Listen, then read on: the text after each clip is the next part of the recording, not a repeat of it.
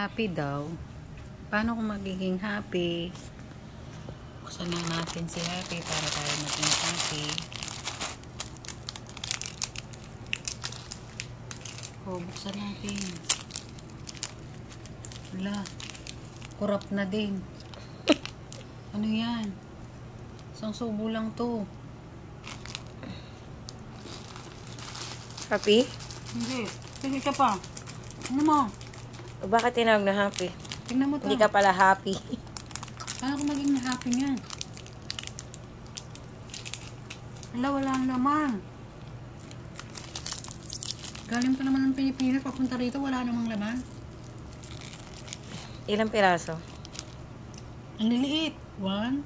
Kasi magkatambal yan dapat. 1, 2, 3, 4, 5, 6. Napakaliliit. 7, 8, 9, 10, 11. 11 and a half. Hala. So, dapat hindi happy ang tawag dyan. Sad Dapat. Sad. Sad. Paano sad? Paano maano yung mga mumulutan yan? Paano matutuwa yung mga manginginom pag ganyan ang pulutan nilang kakaparanggot? Wala. Wala na, hindi na happy. Tikim-tikim. Ba?